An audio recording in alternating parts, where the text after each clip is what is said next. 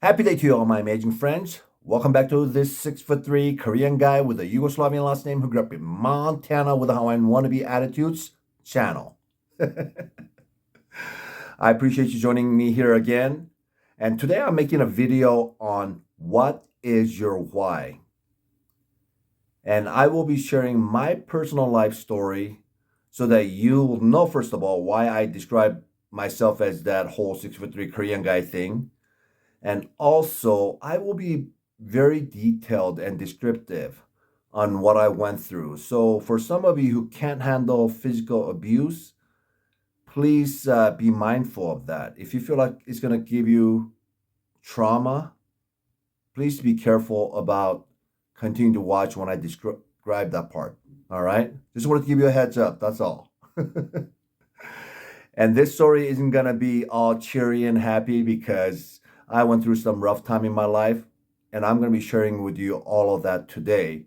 So you'll know exactly why I chose my why, which I'll describe at the end, as to what that is for myself. Sound good? So, when I describe myself, the 6'3" Korean guy with a Yugoslavian last name who grew up in Montana with a Hawaiian wannabe attitude, all that is all true. I was an illegitimate child in Korea. Back when I was growing up, an illegitimate child had no future because Korean companies looked at their family's history before they choose to hire somebody. Not all of them, but majority of the big corporations. That was my understanding back then. So I wasn't going to have a future in Korea. Also, at age 10, my dad placed me in the orphanage. And as I mentioned in my first video, that's not exactly accurate because he actually placed me in a bus where it took me to a bus station about 3 hours away from my house to where the people from the orphanage were there to grab me and take me to the orphanage. So that's how I ended up as an orphan at the very tender age of 10 years old. And age 12, my parents, who lived in Montana at the time with a Yugoslavian last name, found me in a Sears catalog. I call it a Sears catalog because it had a great looking picture of me, and they liked the product and they liked the description of what I was like. Of course, they're not going to put any negative description about anybody, right? But thankfully, it was the description they wanted, so they decided to bring me over. And the Hawaiian wannabe part is because I love the Hawaiian culture. They love food, and I love food. And also, they're just so chill, so laid back. And that's the way I see myself as well. And they're all about families and love and all that, unless you piss them off, of course. So you don't want to piss them off. So that's why, and because I'm not a local, that's why I call myself the Hawaiian wannabe. So that whole background is all true. So let me take you back to what it was like when I was in Korea. As a little kid in Korea, I didn't have a whole lot at the time. I lived in a farm community, small, very small farm community. Right in front of my house was rice paddy. And it was our playground when it was dry after the harvest. We played soccer, we played baseball, and it was just such a fun time. Showers? What's a shower? We went to the river during summertime and we swam, and that was our shower. And during summertime when it's really hot, we just take off our shirts and then just put water, cold water all over our back, and that was our shower. And at nights we wash our face, hands, and feet, and we go to bed. Now the bathroom didn't even have a light, so I had to take a little lamp outside, and it wasn't even a bathroom because it was a hole in the ground with the planks. And toilet paper? What are those? I didn't know what those were until I went into the orphanage because we used newspapers, paper, whatever we could. So, and it wasn't a whole lot. I mean, we didn't have a whole lot, but it was one of the happiest times of my life. It was such a great time that I got very fond memories of those times. Now, my dad wasn't around a whole lot. My mom told me that he was on business trips a lot, so I hardly ever saw him. But it was all good because I had my mom who took care of me, fed me really well. So I really enjoyed that time. Now, one night when my mom and I were just kind of chillaxing in the room, out of the blue, the front door of the room that we were in slammed open. I don't know how else to describe that. It just slammed and it opened, which was very odd. And I saw the only way I could describe this image was really drunk, angry dragon. Very drunken, angry dragon. And this dragon, as soon as he recognized my mom, he went over to her and grabbed her, put her up against the wall, and started beating on her senselessly. Mind you, I was 9 years old at the time. I was extremely scared. But I didn't like watching my mom get beat up. So I remember trying to stand in front of this dragon with my hands open, saying, "Stop." And all that dragon would do is push me out of the way and continue to beat her senselessly right in front of me. Thankfully, in the process of that, my mom was able to move to the next room. And he would follow her again and start beating on her senselessly. And once again, I ran over, got up, and ran over and tried to stand in between my mom and this angry, drunk dragon. Once again, he pushed me over and started beating on her senselessly again. And thankfully, because of that, my mom also went over to the next room. We only had 3 rooms over there, very small rooms. I remember there being a folded blanket there and a chair and a desk where I studied from once in a while. She was leaning against the bed or the pile of blankets. And this angry dragon kept on beating on her. I tried to push him away or stop him. It didn't work. And then I remember seeing this dragon pull out a small knife and put the knife up against her throat and said, "If you ever do this again, little bitch," pardon my French,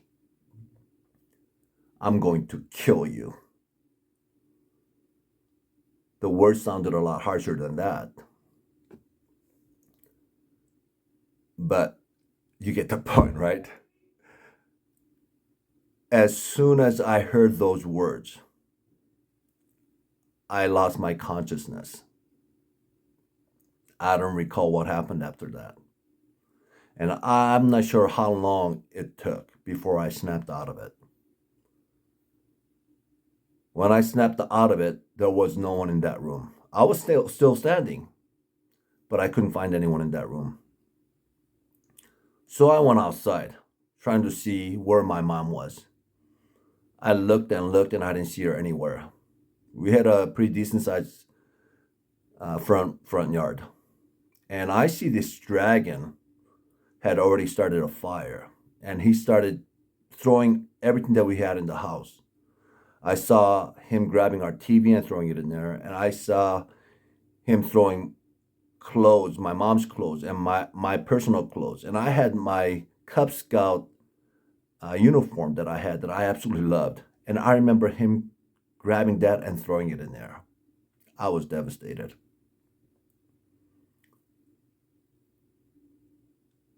And as I went up to this dragon and said, "Please stop," and he wouldn't do that. He just told me, "Go out and find your mom and bring her back. And he just kicked me out.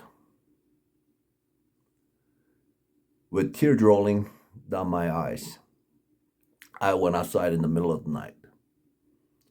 I tried to look for my mom, and I could not find her. I'm not sure how long I was out there. It was dark. I was extremely scared. I was just 9 years old, and I could not find her. When I came back, the fire was a little bit bigger because she had thrown a lot more things in there. He said, "Go back out and bring her back, and you will not have a house to live in tomorrow."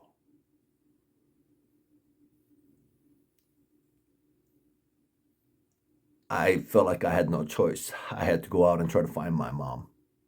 I don't know how long I was out there.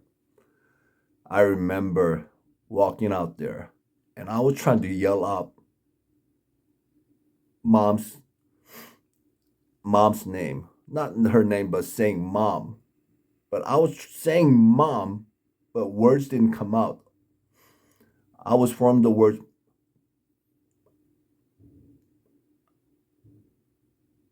but words didn't come out of my mouth. I had tears rolling down my eyes, and I just really wanted to desperately find my mom, and I couldn't find her. I was so scared. I didn't want to go back to that scary, angry dragon. So I ran over to my grandma's place, and as soon as I saw her, I ran to her and started crying in front of her as she was hugging me.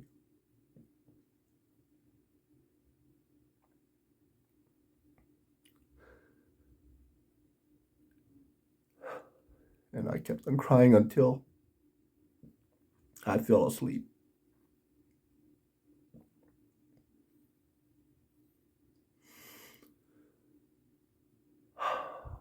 Pardon me over here.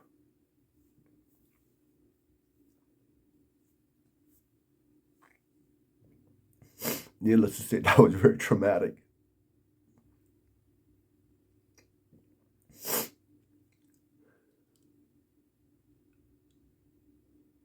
After that, I honestly don't remember what happened. I can't recall a whole lot. That trauma had a lot to do with me not recalling a lot of things that happened after that. But one thing I do recall is my mom couldn't raise me in that house. And she sent me over to this scary drunk dragon called my dad.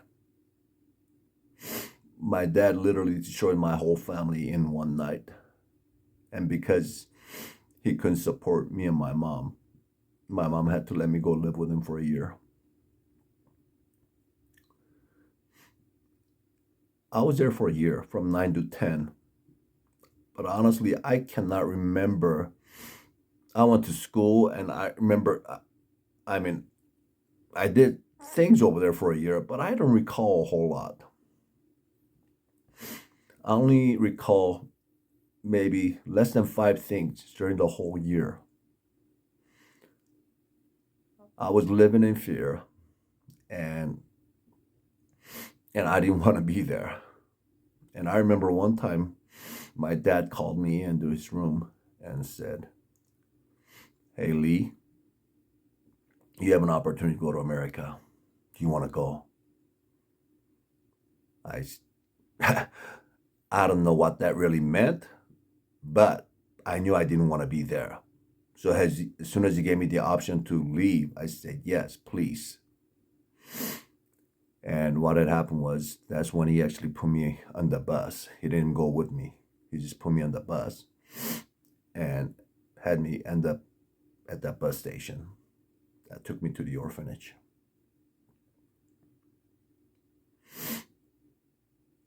So that was the start of my journey to America.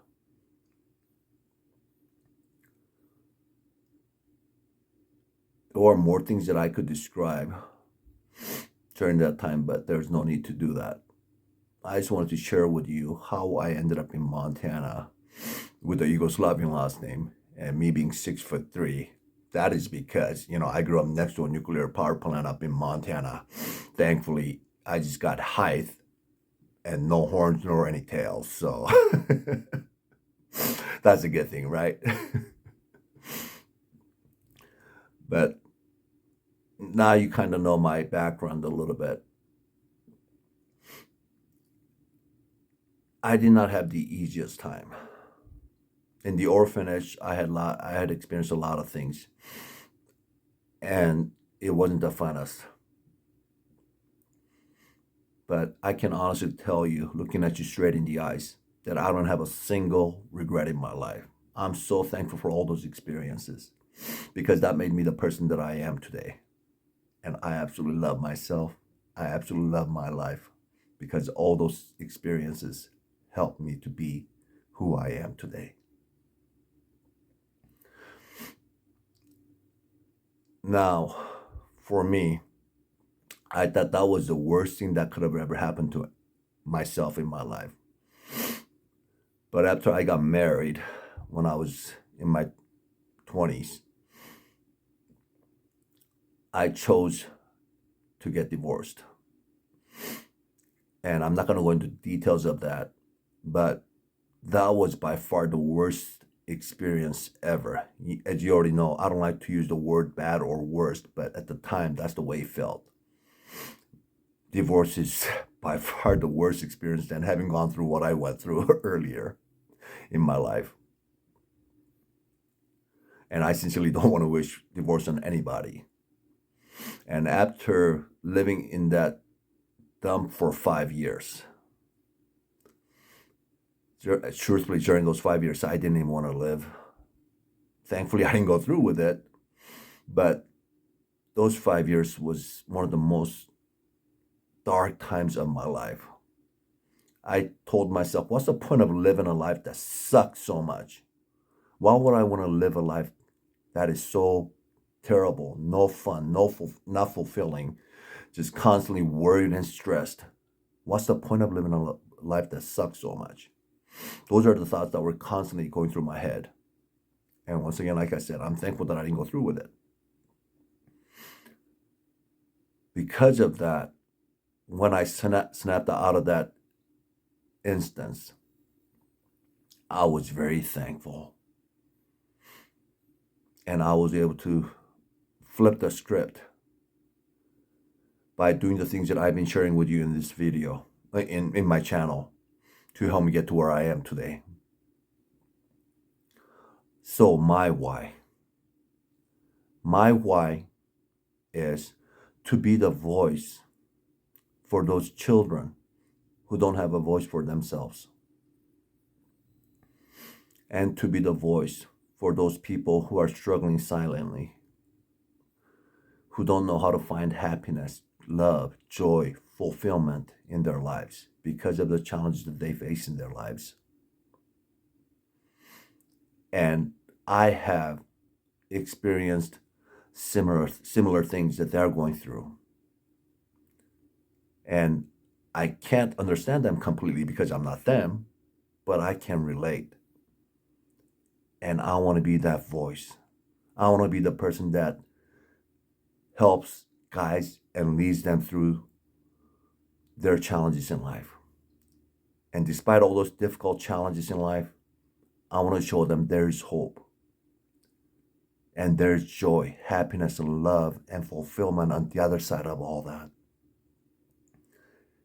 And I can share my experiences, my teachings, to help them come over to this side where there's so much love, joy, happiness, and fulfillment.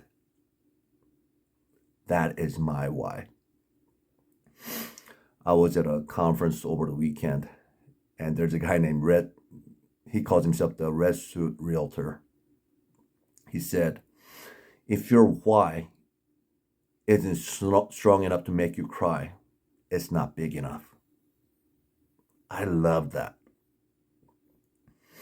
And that got me thinking about it a lot more And that's part of the reason why I'm making this video, to share with you my why.